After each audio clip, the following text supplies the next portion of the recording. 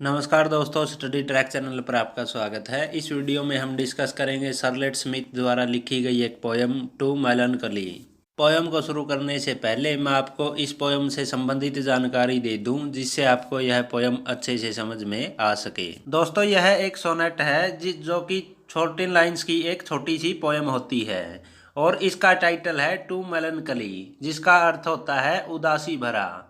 इस सोनेट को 1785 में शार्लेट स्मिथ द्वारा एलेजाइक सोनेट्स नाम के सोनेट कलेक्शन में पब्लिश किया। यह सोनेट पेट्राक के मॉडल पर आधारित है और इसमें 14 लाइन्स हैं, जिन्हें 2 स्टेंजाज में लिखा गया है।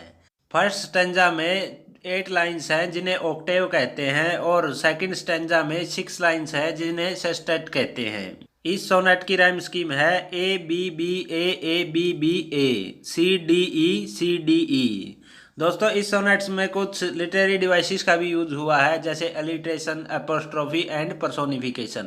और इस सोनेट की थीम है darkness is beginning to take over the sky. यह सोनेट थॉमस ऑटवे के बारे में है, जो सनसेक्स इंग्लैंड में रहते थे और बहुत फेमस इंग्लिश के ड्रामेटिस्ट और पोइट थे, जो कि शार्लेट स्मिथ की तरह बहुत इमोशनल पोएम्स लिखते थे। इस सोनेट में पोइटेस शार्लेट स्मिथ सनसेक्स की अरुण नदी के किनारे पर बैठी हुई है और उस जगह से जो नज़ारा वह देख रही है उसके बारे में बताती है, और जिस तरह की आवाज़ वह सुन सकती है उनके बारे में इस सोनेट में बताती है। दोस्तों, यह एक उदासी भरी पोयम है, जिसको थॉमस ऑटवे, जो कि इंग्लैंड के मशहूर ड्रामेटिस्ट और पोइट थे, उनकी याद में लिखा गया है, जिनका जीवन बहुत गरीबी में बीता और उसी गरीबी में रहते हुए उनकी मृत्यु हो गई थी। तो चलिए पोयम को शुरू करते हैं।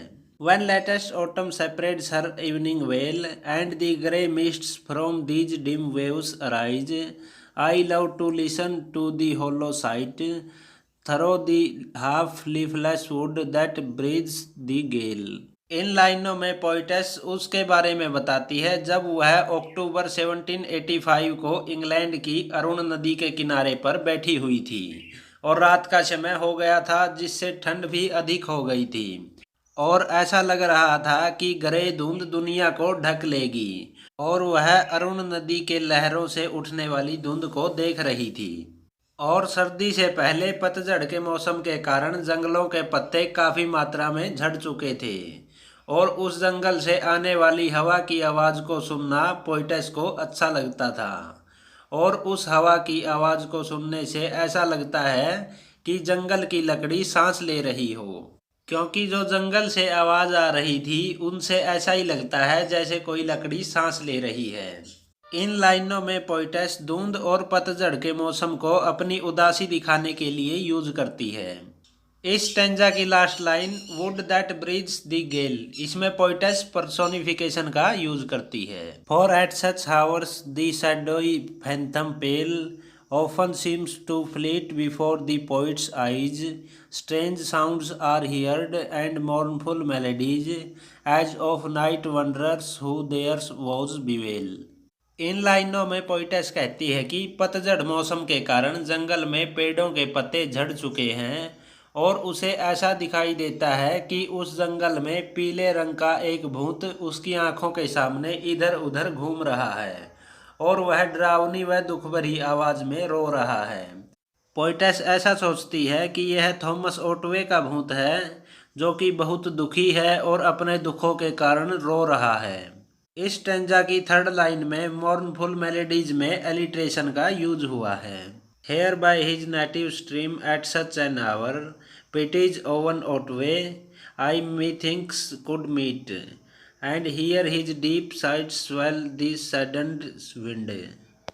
इन लाइनों में पोइटेस इंग्लिश ड्रामेटिस्ट और पोइट थॉमस ऑटवे के भूत से मिलने की कल्पना करती है, क्योंकि थॉमस ऑटवे भी इमोशनल पोएम्स लिखते थे और इस अरुण रिवर के पास ही रहते थे।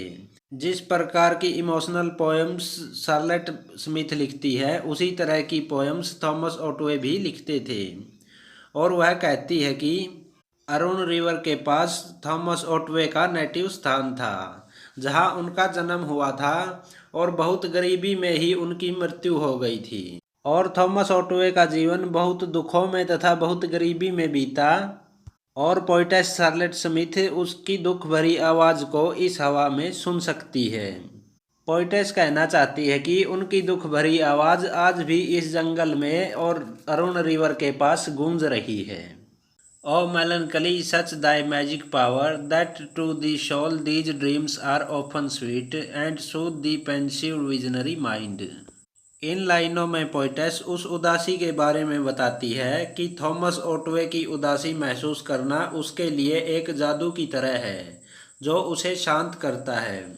पोइटेस को लगता है कि थॉमस ओटवे की उदासी को वह महसूस कर सकती है कि उनके जीवन में कितने दुख थे या उनका जीवन कितना दुख भरा था, और पोइटेस के मन में इस जगह पर आकर बहुत शांति मिलती है और वह शांत हो जाती है। दोस्तों, इसमें फर्स्ट लाइन में ओ मेलनकली में एपोस्ट्रोफी का यूज हुआ है। इसी के साथ हमारी यह पोएम कंप्लीट होती है। यदि आपको पोएम अच्छी लगी हो तो लाइक शेयर कमेंट ज़रूर करें, और ऐसी ही स्टडी रिलेटेड वीडियोज़ को देखने के लिए स्टडी ट्रैक चैनल को सब्सक्राइब कर लें, साथ ही बेल आइकन को भी ऑन कर दें जिससे हमारी आने वाली वीडियोज़ का नोटिफिकेशन आपको मिल सके। धन्यवाद।